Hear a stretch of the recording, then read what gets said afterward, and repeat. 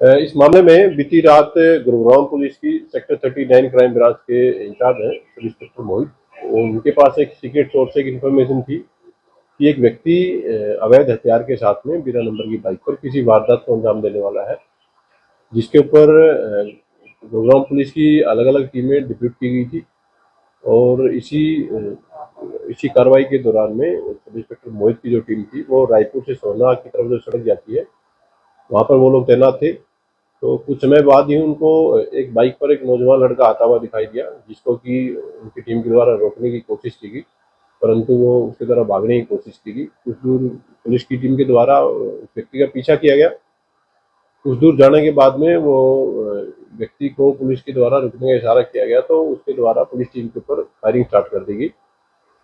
Police team के द्वारा एक वार्निंग शॉट देते हुए उसको सरेंडर करने की वार्निंग दी गई, परंतु वो व्यक्ति नहीं रुका और उसके द्वारा दोबारा से एक फायर पुलिस टीम के ऊपर किया गया। एक जो फायर है वो सब इंस्पेक्टर मोहित की बुलेट प्रूफ जैकेट पर हिट हुआ है और उनके द्वारा जवाबी कार्रवाई में गोली चलाई गई, तो इस व्यक्ति की पैर में एक बाएं पैर में वो गोली लगी है। बेसिकली स्पोर्ट पर कुल मिलाकर 4 राउंड फायर हुए हैं, जिसमें से 2 राउंड है वो एक्यूज की तरफ से फायर किए गए हैं और एक वार्निंग शॉट और एक टारगेटेड शॉट पुलिस की तरफ से फायर किया गया था।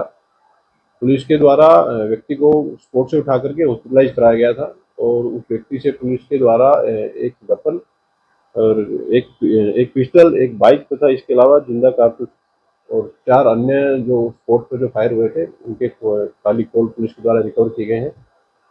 फिलहाल तक की जांच में पुलिस के द्वारा पाया गया है कि इस व्यक्ति के अगेंस्ट कुल मिलाकर के 16 केसेस अलग अलग सेक्शंस में दिल्ली, एनसीआर और नूह में रजिस्टर्ड पाए गए हैं।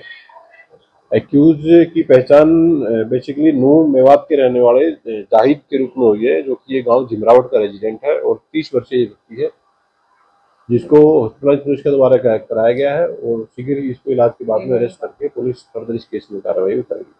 व्यक्ति के अगेंस्ट ज्यादातर जो चोरी मामले हैं वो वाहन चोरी से संबंधित है। कुल मिलाकर 16 अलग अलग केसेस रजिस्टर्ड है। इसके अलावा 5 केसेज में इसको कोर्ट के द्वारा एक प्रोक्लेम्ड ऑफेंडर घोषित किया गया था, तो कुछ केसेज में जमानत पर था जो ट्रायल के दौरान कोर्ट में अपीयर भी नहीं हो रहा था। तो फिलहाल पुलिस मामले की इन्वेस्टिगेशन है वो कर रही है। एक्यूज अभी हॉस्पिटलाइज है, तो उसको डिस्चार्ज के बाद में पुलिस अरेस्ट करेगी और डीप इंटरोगेशन उससे करेगी। और अगर इंटरोगेशन में ऐसा सामने आता है कि वो किसी गैंग का सदस्य है या कोई गैंग उसके द्वारा बनाया गया है, तो अन्य सदस्यों की पुलिस के द्वारा गिरफ्तारी इस मामले में की जाएगी। इसके खिलाफ जो केसेज रजिस्टर्ड है वो कुल मिलाकर के दिल्ली, हरियाणा और नूह के अलग अलग पुलिस स्टेशन में केसेज रजिस्टर्ड है। और जैसे मैंने आपको बताया कि कुल मिलाकर के 5 केसेज में ये प्रोक्लेम्ड ऑफेंडर था और ये कहीं ना कहीं छुपा हुआ था। तो इलाज के बाद में जैसे पुलिस इसको अरेस्ट करेगी और कस्टडी पुलिस लेगी, उस कस्टडी के दौरान इसे इस बात के बारे में डीप इंटरोगेशन की जाएगी कि ये इस दौरान कहाँ कहाँ छुपा रहा और क्या इसने अगर किसी अन्य वारदात को भी अंजाम दिया है तो उसमें भी पुलिस एफ आई आर करके इसके खिलाफ कार्रवाई करेगी।